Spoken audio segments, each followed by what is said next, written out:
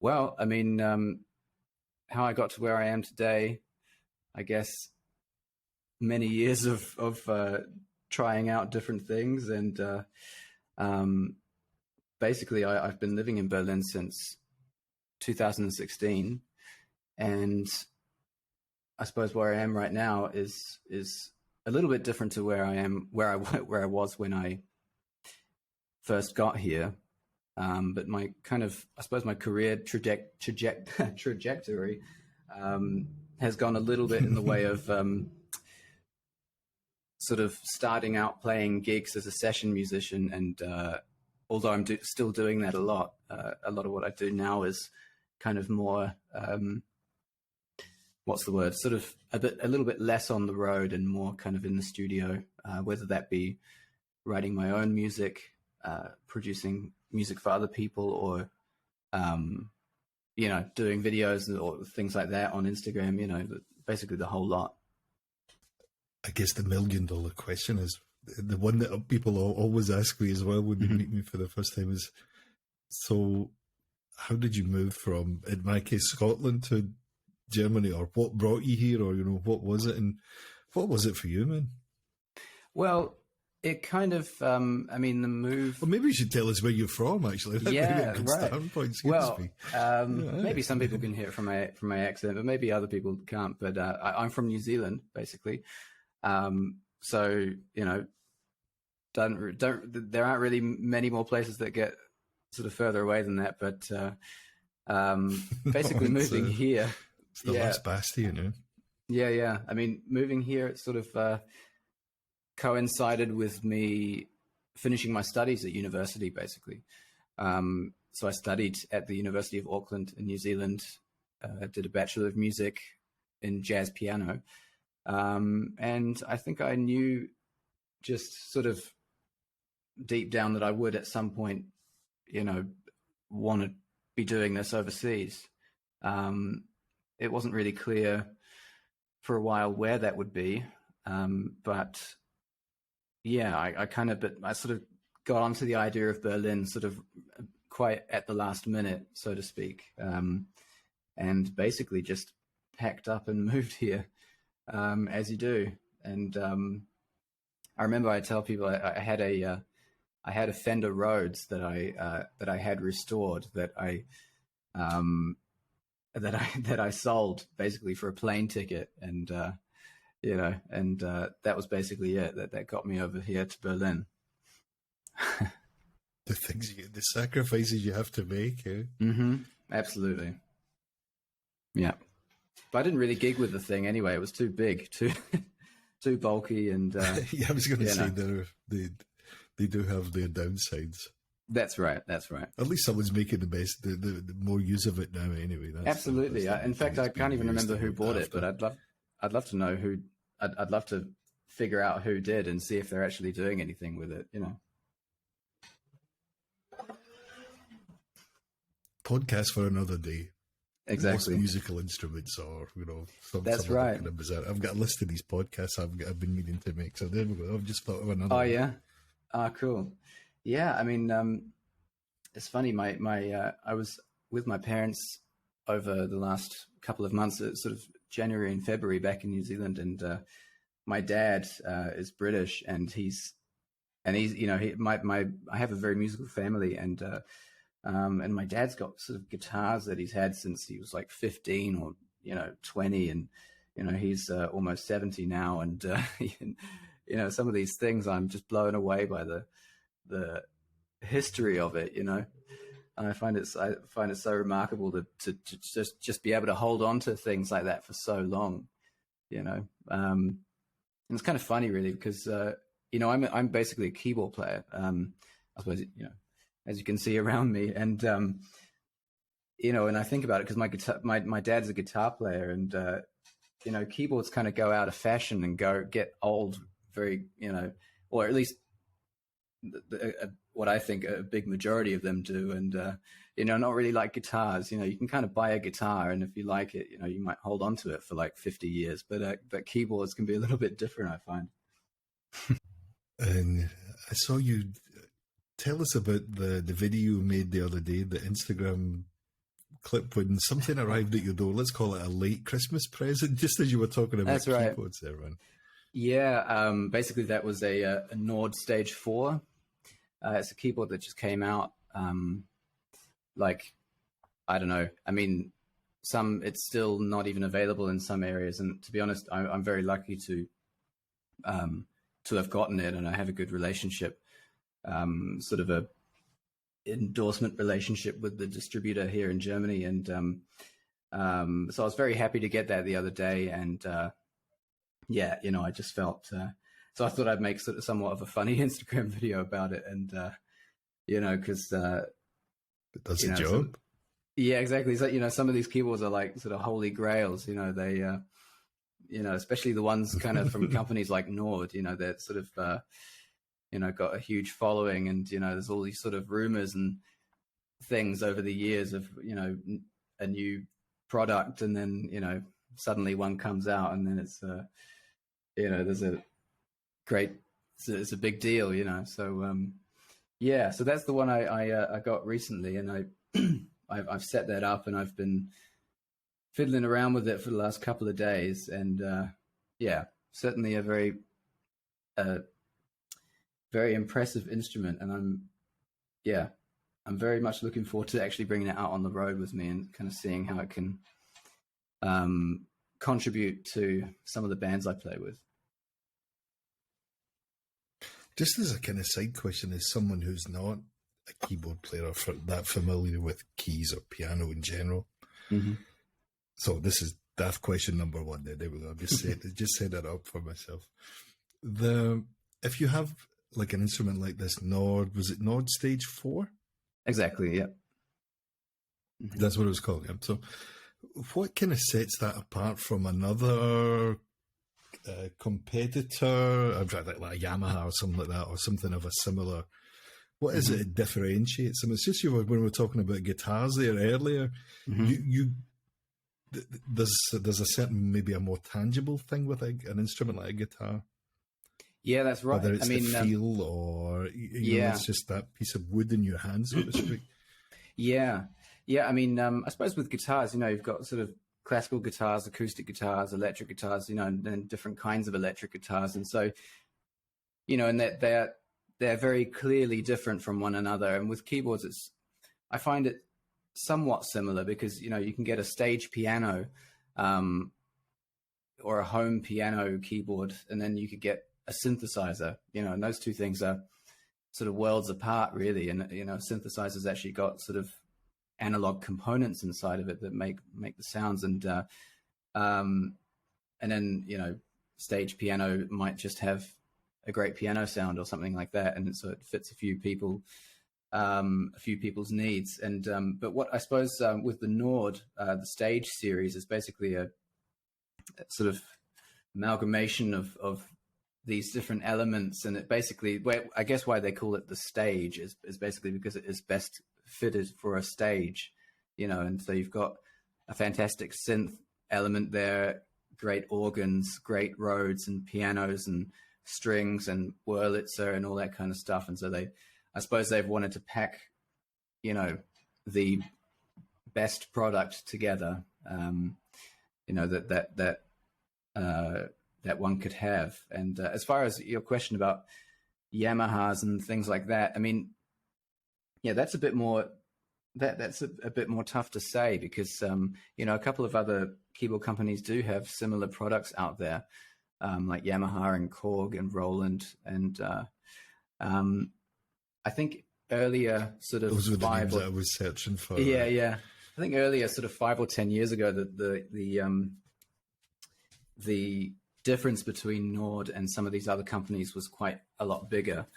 But these days, it's kind of gotten a little bit more tightly knit, and so Yamaha has a great stage keyboard, I believe, and I think Korg has a few other great options as well. And so, that's the kind of I suppose the difference is there. But I've always been a Nord guy, and I've always enjoyed the way they work, and it's kind of a little bit like I don't know.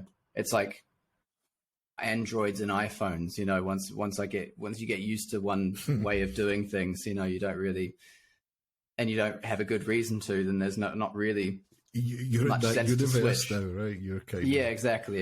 And Nords are, typically very complicated. That it's kind of like it's almost like a club that nobody else or how would I put it, or like a language rather that you can speak that other people can't speak without learning it. You can't just often go up to a Nord keyboard and get the sounds you want out of it. You have to kind of be a little bit savvy and put a bit of time into all these knobs, that are on the board. And so, things like that, I suppose, pays to read the manual. I'll put it that way. That's how I know I'm getting older, by the way, when I actually read the manual. Right. Yes, don't we all? And yeah. What was your kind of musical journey then, Matt? Was it you started on piano, or how old were you when you first started? Well, basically, I'm somewhat of a multi-instrumentalist, but piano has always been my main instrument. And like I said, my parents, my family are very musical, and I was started off on piano when I was about 8 years old. And so I suppose that being the instrument I've stuck with the longest, it's without a doubt the instrument I'm best at.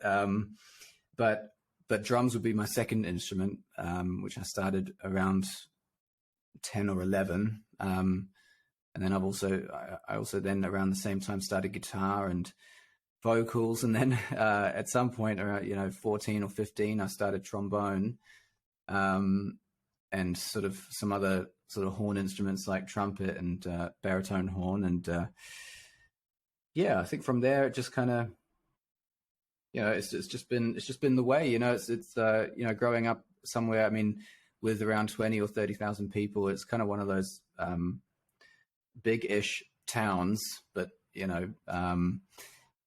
and you just got community bands and things like that, and wind band, jazz band, big band, rock bands. It's just you can kind of get a lot of experience in a lot of or on a lot of different instruments if you have the time for it.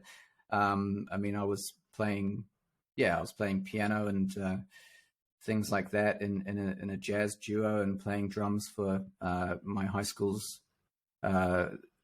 musicals when we had those, and the community big band, and I was playing trombone and sort of the wind band that we had. And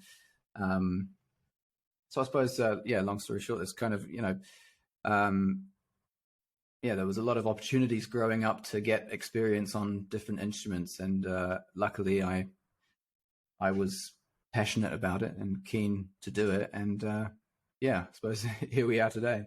That definitely helps, when you've got that inner drive, and it doesn't really feel like work, Yeah, well, it's sometimes I've thought about that, because I don't know. I mean, people, I don't know, when you have someone that's quite young and playing quite a lot of music, or maybe doing a lot of everything, it kind of begs the question, like what was the driving force there, when you were younger, what actually made that happen? And I've tried to think about that a few times, and it's kind of, but it almost felt as though, there was no other way, not in a sort of being trapped sort of thing, but it always felt like that was just my path.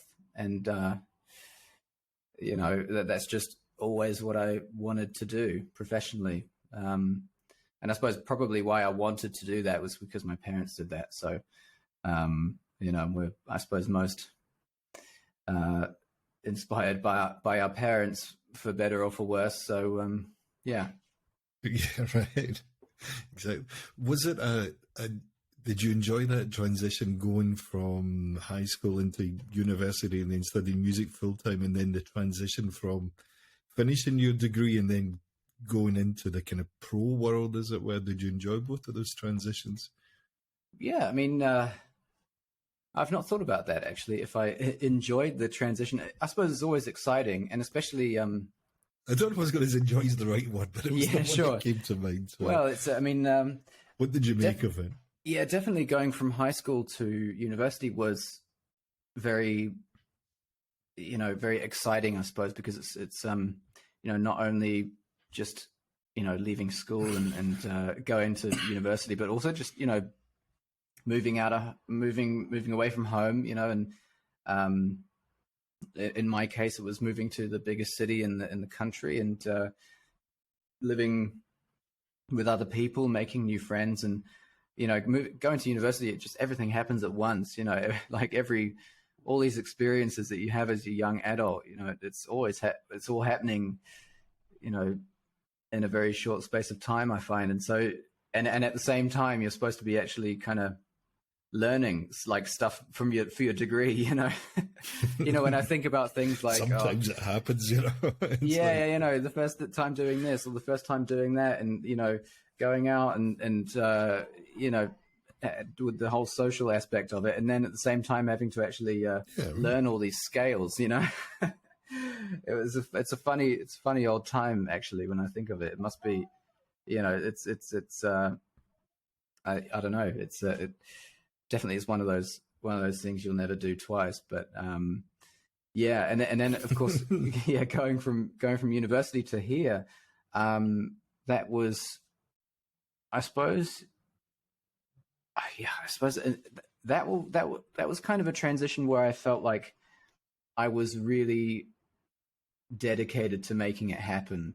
It was more like I'm going to make this work and no one can stop me kind of thing, and so I'd be sitting at home literally brainstorming ideas on how to make money and how to promote myself and how to meet people, how to do this and do that. And I'm one of these people that will write out everything.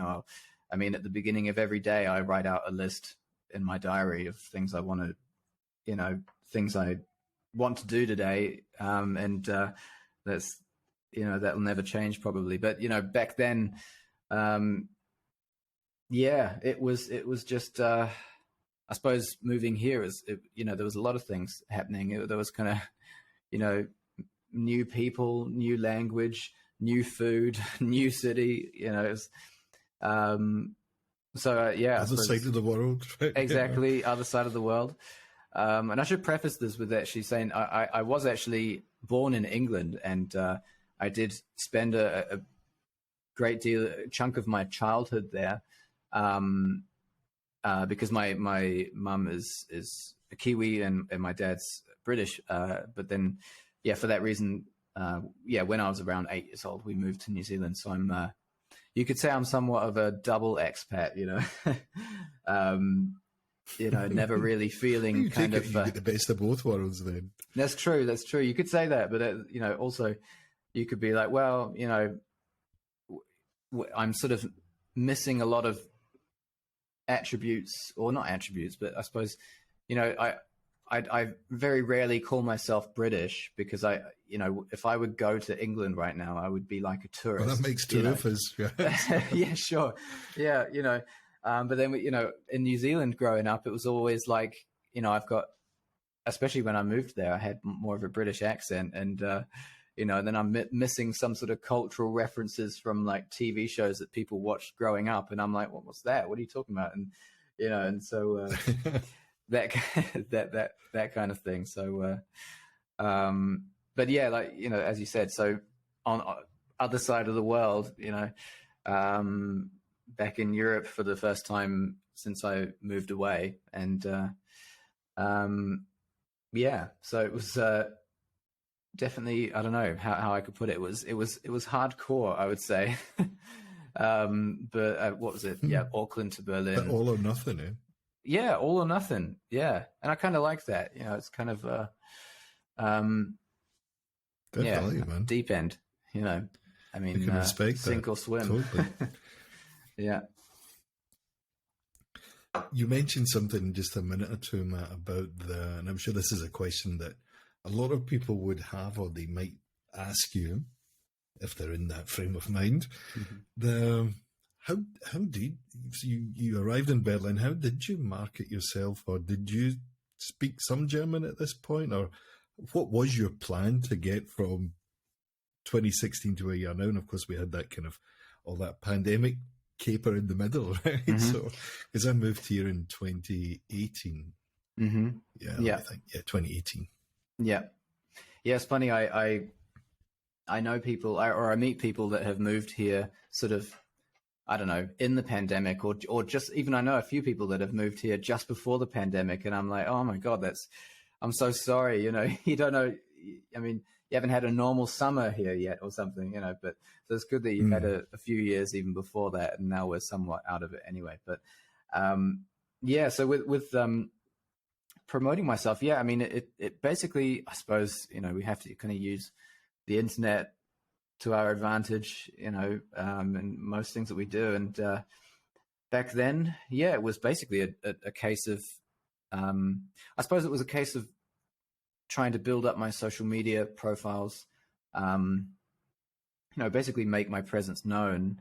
And then, you know, just kind of, I suppose Facebook comes in handy as well. You know, back then, you know, groups on Facebook, like musicians in Berlin or other things like that, where, you know, there's a lot of people there. And basically I was just either putting posts up there being like, you know, hi, this is what I do, maybe with a video or something, and doing it that way and getting occasional job offers from that. Or it was just, you know, I suppose writing people who were advertising job thing, you know, playing with this band or that band, and doing it that way. That was a big part of it. And but I suppose another thing I did actually was I went to a lot of jam sessions. I kind of made it my goal to just go to every sort of jam session that there was. And I suppose go and play, yeah. Exactly, yeah. And I mean, back in New Zealand, there wasn't really, at least, yeah, in Auckland where I studied, there wasn't really much of a jam session scene. Occasionally there was something, or, you know, there was, you know, something that some people tried to organize weekly, but then it, you know, eventually just died, you know. But here, I mean, here in Berlin, there's honestly almost a jam session you could go to every day. And so I really made use of that. And, you know, I even remember the first jam session I went to, and I met some people there, at least one or two people that I still work with to this day, you know, from that first night. So, you know, it was basically a case of going to these sessions and playing, you know, it's kind of one of those things, you know, it's almost as important playing as just talking, you know, meeting people and, you know, I suppose telling people who you are and what you do. That kind of hybrid using the internet. Excuse me, yeah, exactly. It's a bit like that hybrid approach of using the internet to your advantage, as you were saying, and also a bit of the old-fashioned approach of knocking on doors and playing open mic nights and that type of thing. Absolutely, because to be honest, I find, you know, I mean, you get a lot of that these days. I mean, you know, introducing yourself to people online or through messages and stuff. But there's nothing quite like meeting somebody for the first time in person, you know, and having a chat with somebody face to face. You know, I quite like that. And so I suppose that is basically, yeah, what I was doing a lot of the time back then is just, yeah, going to jam sessions and trying to meet people. And I suppose back then it was kind of more of my, I think I was more wanting to become a jazz musician, or, you know, play a bit more sort of jazz full time. And that, you know, so I was going basically mostly to jazz jam sessions. But that kind of morphed into, you know, my goals sort of changed, and alongside also realizing that it's just almost impossible to make a living out of playing jazz.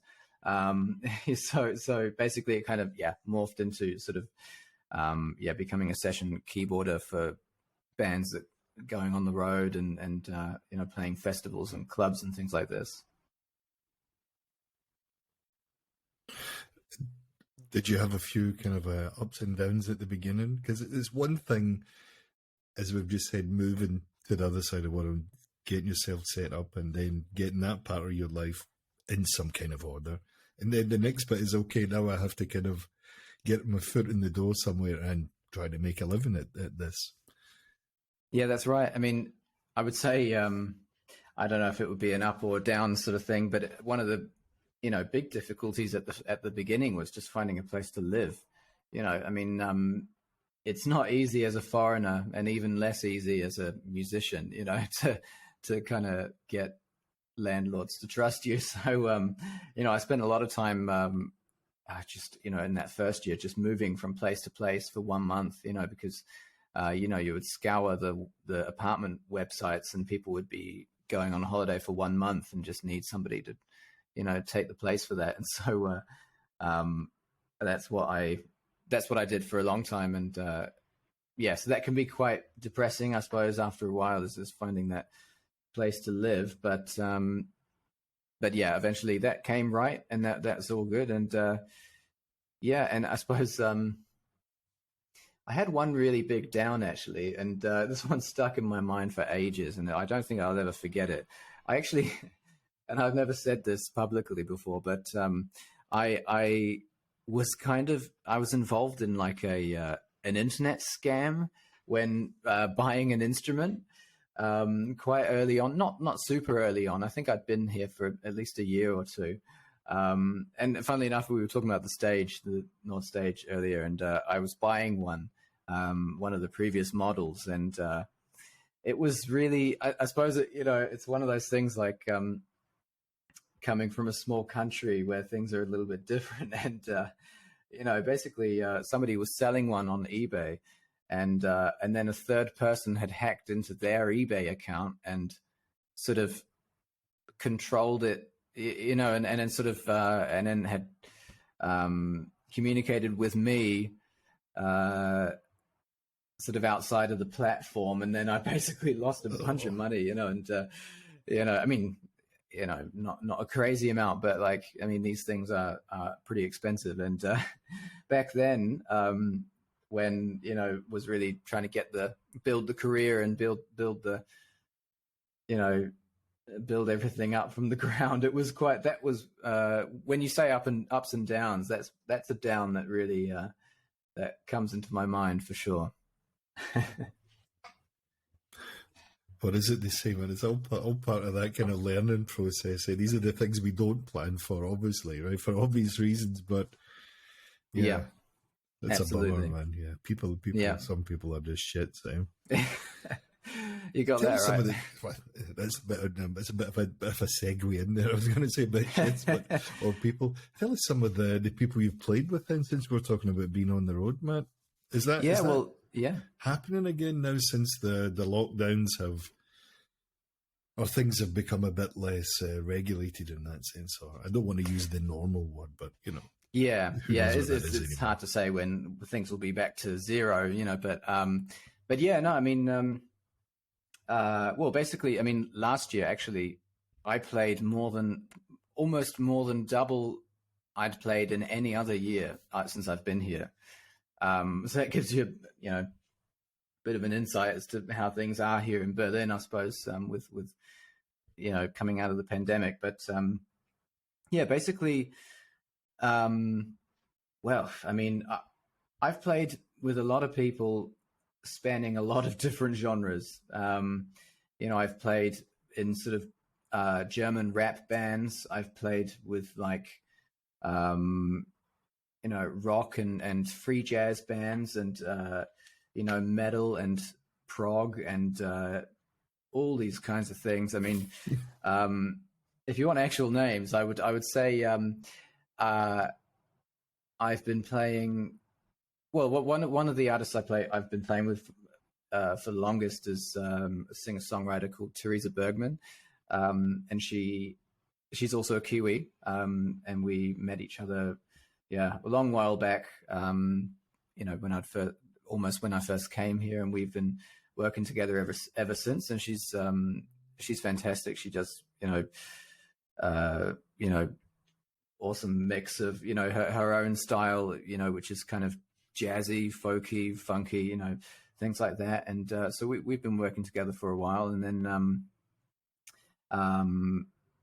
there's a lot of bands in the middle there, but I've another band that I work with right now is a band called Mono und Nikita Mann, and it's kind of like a German sort of rap reggae dance hall band. That's also a very good time, and we've been working together for a couple of years now, and that's also, there's a huge energy output on stage with those guys, but also with the other bands I play with, like Teresa and things like that as well. And last year I was playing and also conducting a musical here in Berlin, and any German listeners might recognize Kudamm 56, which is a Netflix series, but there was a musical based on that, and that was extremely successful. And so I was involved in that for all of last year. And I guess it's I've played with sometimes somehow it's kind of some of them are kind of failing me now, the names, but I've done some kind of crazy sort of stuff, really. I mean I just mean sort of crazy in the randomness of it all. I've played on TV with random, the eclectic nature of it. Yeah. I mean, I played on TV doing some sort of playback gigs with bands like One Republic, or which on the Voice of Germany, and playing trombone. And then I've played drums for a band that's that wasn't that famous back then, but is definitely kind of big now, called Flora Cash. And then who else? I mean, played keyboard for it's a good position to be in. You can't remember all the bands you've played with. That's a good point. Yeah. I mean, it's a privileged I suppose position. It's better than the other way around, isn't it? Exactly. Yeah, right. But that's kind of, I suppose, it's honestly just, it's, the whole thing is just, you gotta kind of be open to doing almost anything and everything, and not only open, but also, I suppose, capable. And so it definitely helps to, at least I can speak from a keyboarder's point of view. It helps to be not only a good piano player, but also understanding the synthesizer, and understanding how sounds are made, and because that's not, it's not often just a case of people giving you, I don't know, giving you a keyboard and notes and just playing it. It's a case of you have to, oftentimes there won't be things written out, and oftentimes you'll just get the MP3s of the songs, and you'll have to translate that into keyboard sounds. And and often you're also just kind of interpreting basically an arrangement or a production. Often with some bands that I play with, the keyboard element in the productions is so big, because that's how productions are. Oftentimes, you'll have sort of dozens of different synth things layered all over the place, and you have to kind of interpret that in your own way, and get it to a point that's satisfying to the artist, and eventually to the people at concerts. Have been written and recorded over basically over the pandemic, I suppose you could say. Because I recorded sort of the first one near the end of 2020, and I recorded the last one in the last quarter of 2022. So it's it's one of those albums that has been a long time in the making. But yeah, I mean, it basically this kind of music, this goes down, I suppose, more of the sort of classical or neoclassical, as some people say, goes a little bit more down that road. And it's basically, I suppose, it kind of encompasses a lot of my sort of jazz influences and classical influences at the same time, because I started on classical piano, of course, as most people do. And, although I haven't really had a career as a classical pianist, a lot of those things have stuck with me. And I to be honest, I was, when I was first learning, well, at least in the sort of transition phase between classical and jazz piano, when I was sort of a teenager, I was composing a lot. I was sort of writing, things on piano. And another great influence of mine, at least in the composition world, would be someone like Mike Oldfield. I would listen to Tubular Bells, like that over and over again, and I'd be writing, and so I suppose a little bit what the title Reminiscence comes from is a little bit like kind of going back to because I spend a lot of time as a musician on the road and playing with people, and so I suppose in the pandemic it gave me a bit of an opportunity to kind of revisit something I really loved doing, which was writing music and writing and recording music, and basically it's all kind of come from that. And it's I've been fortunate enough. I'm fortunate enough to have a piano here in my apartment, and the facilities to kind of record it by myself here. And basically it's been going good. I mean, it's the kind of the response has been really, really nice, and especially on sort of platform like streaming platforms like Spotify or something. So a couple of these tunes have been really kind of played quite a lot, and that's also been you have substantial plays, I would say. I mean, it's been a source of, I suppose, a bit of financial freedom over the last I don't know, year and a half, something like that. Did you? Sorry, banging my microphone. Sorry. Did you find out where these streams or these songs rather became more played than the others? Was there something that the music was featured in, or how did that come about? Basically, like Spotify, in their infinite wisdom, took a couple of these tracks and put them in some of their sort of gigantic editorial playlists, that have just sort of, sometimes a few million followers. And, that was kind of a great surprise when that happened, but a very welcome one. So that kind of happened. And that's been incredible. And, to kind of rack up, millions, and I mean, something like 15 or 16 million streams, in total on this album, to be able to kind of accumulate that. It's not bad, man. It's like I said, it's not something I really expected. I'll put it that way. Yeah. Where do you go next, Matt? That's the question, right? How do we top it? What is next then for you? What are you working on at the moment, or what's this year ahead? As we're speaking in March 2023, what plans lay ahead for you this year, Matt?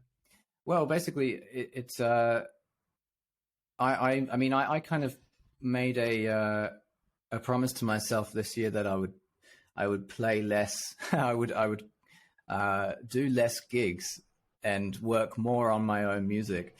And so far that's coming true somewhat. So, because last year it was like, I don't know. Maybe everyone was just desperate for gigs. And so I played something like 180 gigs or something 180, 185 gigs, which is excellent. It's like almost one every couple of days or something, and then I got sort of tendinitis in my right hand sort of around sort of October or something. Yeah. Exactly. Yeah. So that, that's part of the reason why now I'm sort of like, this is the perfect opportunity for me to work more on my own music.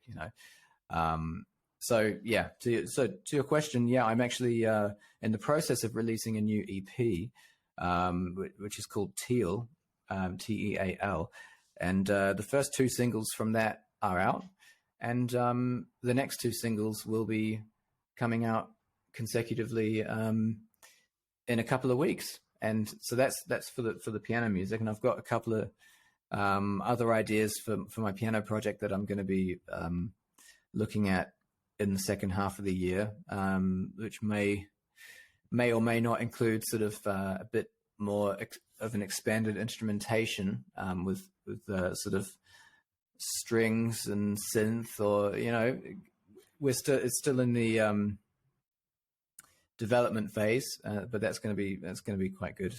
Well, I say, well, not the right word to use. It's going to be quite an experience, quite interesting for me, I think. But I'm also, like you alluded to earlier, I'm quite active on Instagram, really. I mean, because a big part of, another big part of what I do at the moment is based on sort of production and producing music, and whether that's just making beats for people to enjoy on Instagram, or producing tracks for artists, and so that's another big component of what I do and what I want to be doing a lot more of this year. So I'm going to be investing definitely more time into these kind of things this year. And when it comes to those beats, I'm hoping to be able to sort of put them out on streaming platforms at some point, possibly in the next couple of months. But we're in the process of that at the moment. But so but the piano music itself is definitely in full force, and like I said, there'll be a couple more singles from this new EP coming out in the next 1 or 2 months, and we'll see how it goes from there, basically. That sounds fantastic. Maybe some more gigs when I keep bumping into a microphone. Sorry about that. You're getting all these bumps. No worries. As the summer months get a bit closer, will you start gigging a little bit more then if some opportunities arise? Absolutely, yeah. I mean, and that is just how it naturally goes. I mean, the summer is just that's when a lot of the festivals are happening, and so that's when I am the most busy in the year. But I've definitely got quite a lot of gigs planned in the summer. I would say also I don't actually gig with my own music yet. There's no real element of that in my in my sort of music life at the moment.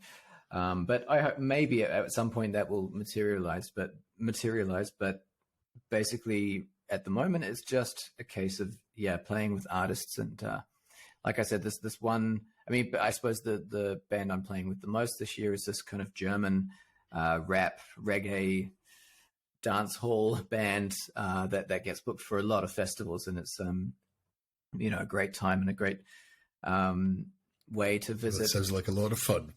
Yeah. It's kind of visiting a lot of festivals. Yeah, absolutely. It's it's a high energy kind of thing. It's always kind of funny when you've got a band that's got a bit of a mix of genres, because you go to, sometimes you'll play at a reggae festival, and then you'll get the reggae police in the audience standing there like, what is this?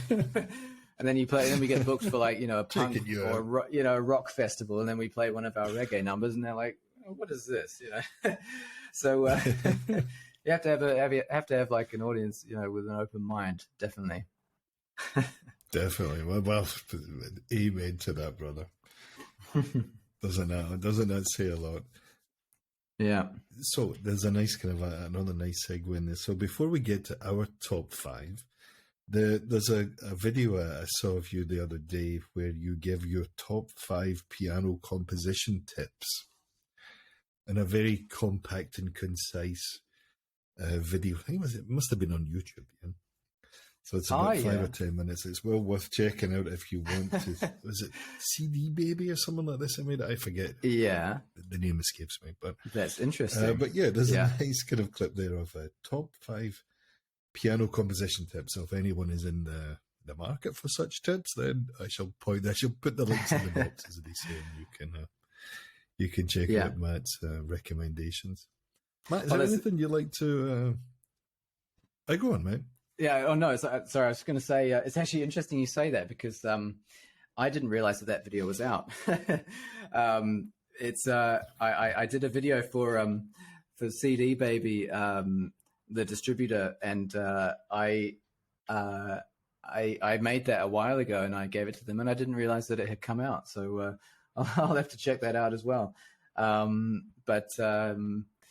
maybe I uploaded it on my own channel for somebody else, and I forgot to make it unlisted. But it sounds like something I'd do. But anyway, I'll, if it's out, then yeah, definitely feel free to go and check it out. Indeed, it's well worth your time. Top 5, then. Let's take the first question. Tell us a musical guilty pleasure, Matt. Not that it necessarily has to make you feel guilty, but something we might be surprised you enjoy listening to. That I'm going to say, like, I'd say my guilty pleasure. I'd say it's like metal, like thrash metal. Any kind of metal. I mean, I listen to, in my own time, I listen to like a lot of different stuff, whether it's like R&B, classical, or metal. But like one band, I suppose it kind of is a guilty pleasure because they're so popular, or they at one time were so popular, but I was never into them back then, and I'm only getting into them now, and that's Slipknot. Right. Like when I was a teenager, everyone was like really, into Slipknot and like, Screamo and things like that. And for some reason it didn't really catch me then, but now I've, somehow kind of, stumbled across their music now. And I'm like, oh man, this is so well made. This is just gold. I love this, so that would be probably the one guilty pleasure that comes to mind. Well, of a similar vein, or at least in a similar kind of genre, Lamb of God, if you're familiar with them, Love they Lamb were of God, in Berlin a couple of days ago, I think. Oh, is that right? Oh, yeah. I think really they only played 1 or 2 shows in January, then they moved on to the UK, so I don't know where they are now. But yeah, I kind of went off them as when they parted ways with their original drummer Chris Adler. So I haven't really gotten much into what they've been doing recently, but I think in general, I don't really get out enough to enough concerts, to enough live concerts. So I need to, I need to maybe fix that and start actually going out to more. I don't know if you've seen it or not, but if you're in the market for, I guess I'm a dodgy salesman here, but if you're in the market for a really good music documentary, I just had to look up what it was called. As the Palaces Burn, it's a Lamb of God documentary. Okay, yeah. But it's the story of, I'm trying not to give too many spoilers, but I guess there are no real spoilers, but they are on tour and they're playing a gig in the Czech Republic, so this might be 10 years ago or so. And then there was an incident that happened during one of the shows in the Czech Republic, and then a whole series of events happened after that. So As the Palaces Burn, I would check it. It's a great story. I mean, they were making a documentary and then this happened on top of it, so it's okay. Oh wow, fascinating. I'll definitely check that out. Worth your time. As the Palaces Burn. As I said, I'm not on commission. I should be though, right? Yeah, exactly. Get some royalties. Who should we be listening to then, Matt? Tell us before you were mentioning a couple of names, but sorry, say that one more time. Someone who should we be listening to? Tell us someone that we're maybe not that familiar with, but you would like to kind of right that wrong. Right. Well, I mentioned his name before. but I'll mention it again just because I think to the greater public, he's possibly not so well known. But a guy called Lewis Cole is really a really fantastic artist, and that's Cole as in Cole. He's a multi-instrumentalist, drummer, keyboard player, singer, and the stuff that he puts out has just got such an incredible spark, that just kind of, when you listen to it, it grooves, unimaginably well. And this stuff I really love. So I definitely recommend him. And then the other one I would say, in a similar vein, I think he's sort of up there in popularity, but not, probably not as much as I would feel he should be. But there's a guy called Andy Scholf. I think that's how you pronounce his name. But he's, in terms of music, it's almost the opposite. It's like it's kind of soft rock, soft folk kind of thing, and I just kind of I suppose that's why Spotify's algorithm is kind of like the best out of all the streaming platforms, but I was recommended a song by him a while back, and and I've kind of never looked back. It was just incredible and very beautiful, and so he's another guy I would recommend. And that, Andy Scholf. So this what's that? SHAUF, I think. Interesting surname. Well worth checking out. I shall have a wee look at that later on myself. Yeah, please do. Is there someone you don't get musically, Matt? If we move on to question number 3, is there someone that you just don't get, or you think they're a bit overrated or a bit? Yeah. Oh, that's a funny one. And I actually like the way you phrased that with someone that you just don't get, because it's sometimes it's not your fault, or it's not the artist's fault that there's been no connection made between yourself and their music. But oh God, I've got one in mind, and I'm just wondering if I would say it. I would say someone like Pink Floyd is someone that's I know is kind of huge, a band that's huge and should be on paper kind of everything that I everything that I enjoy, but for one reason or another I don't even think I've really listened to a lot of their music for some reason, but I've listened to some, and I've never been sort of caught, like a fish on a line. I've never really just been hooked and then reeled in by the rest of their catalog. So for some reason, I'm definitely not going to say they're overrated, because I would have to kind of listen to more of their music to say that. But that is a band that I just have not fallen in love with yet. I've got the rest of my life. That's a very diplomatic answer. Yeah. Is there someone from the more pop field, or the more contemporary pop field that I don't get all this? Yeah. Well, I mean, yeah. It could be style over substance, or just yeah. Oh, that's a good one. Was it the emptiest vessels make the most noise? This type of thing, whatever cliche I can dig out. Yeah, true. I mean, that I kind of, compared to like some people I hang out with, I kind of have more respect for modern pop than a few of my colleagues and friends. I mean, I kind of feel like if a pop artist has at least one song that I like, then I don't really kind of I'm not really kind of bothered by, I don't know, their success or anything, So there's, you got people like The Weeknd or,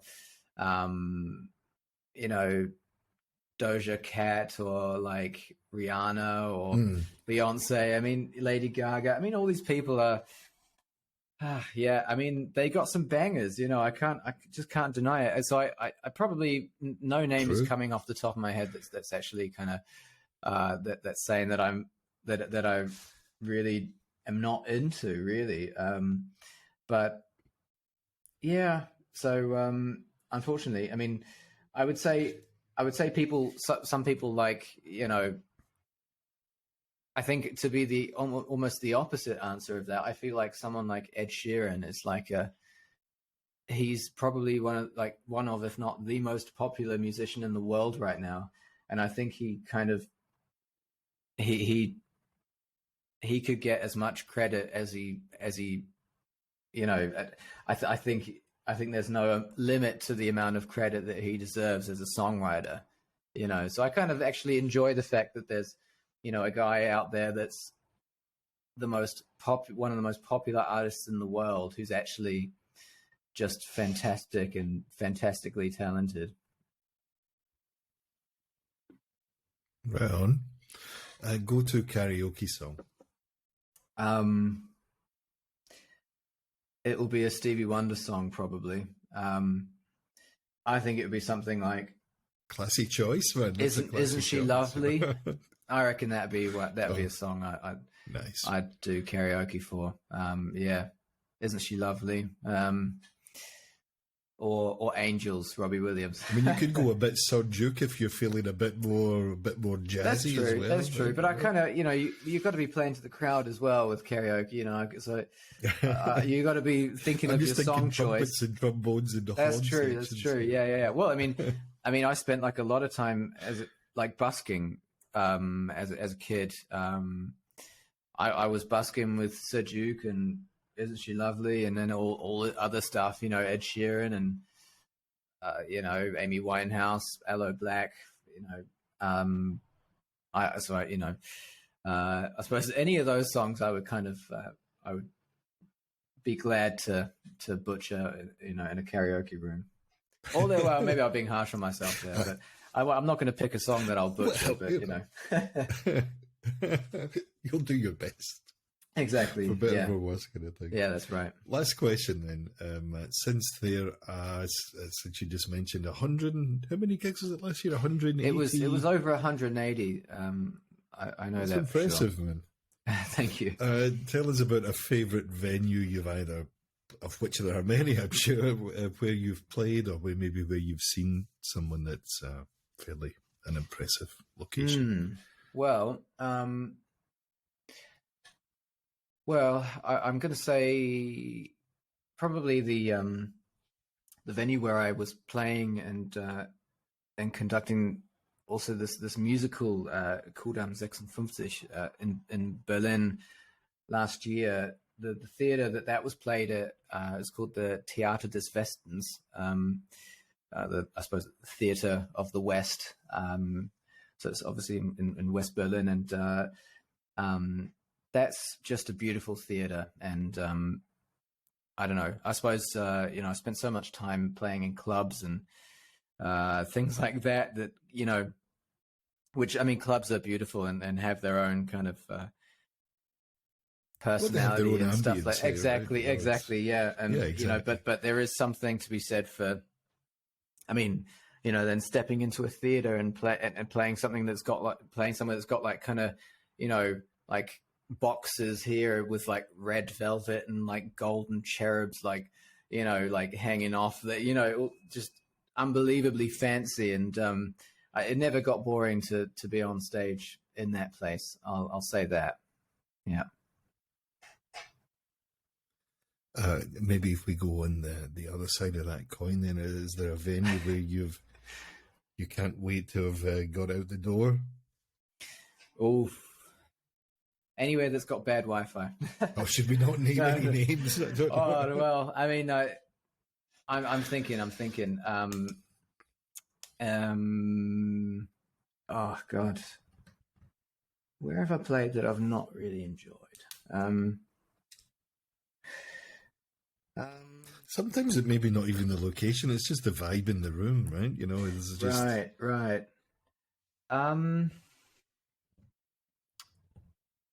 Well, it's funny because when I mean, most of the time I'm not even playing in Berlin, you know. I mean, aside from doing this musical here, you know, last year I probably played in Berlin like less than 10 times.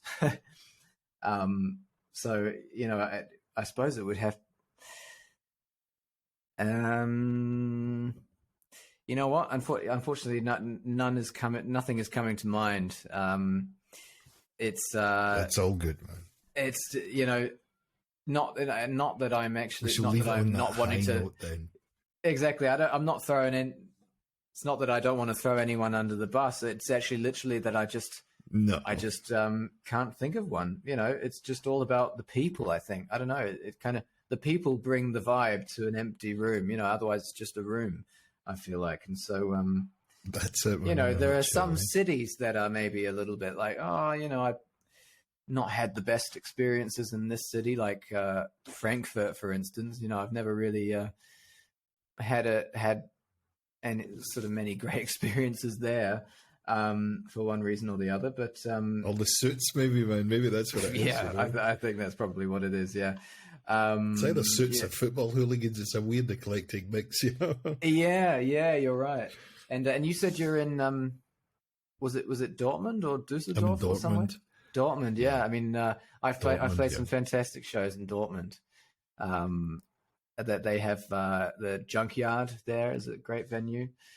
They have that's good. I think Domizil they also have there. Yep. So I've played some fantastic shows in Dortmund. If you're still there next time I'm there, I'll let you know. Put you on the guest list. We'll get a pint, yeah. Yeah, exactly. We'll see which band I'm with. You treat me to a pint, you know. Exactly. Right. Sounds good. Matt, tell the good people where we can find you then. What's your socials at? Well, my socials, I'm most active on Instagram, I'm Matt Paull Music. That's 2 T's, 2 L's. I do have a presence on, like you said, YouTube, Facebook, but it's mostly, I even have a TikTok page even now, but no, it's mostly Instagram. He says that quietly, you know. Yeah, exactly. Yeah, China's listening. Don't let the government find out. Exactly. Yeah. But no, it's mostly Instagram, and then when it comes to my piano music, I actually stylize myself as Matthew Paull. And that's on any streaming platform, Apple Music, Spotify, all the good places. So we shall point the people in the right direction. That's very, very greatly appreciated. Yeah. And I very much appreciate you having me on. Thanks a lot, mate. It's been a pleasure. And good luck with everything for the rest of the year and onwards and upwards. Awesome. Yeah, thanks very much. Cheers, Matt. Cheers.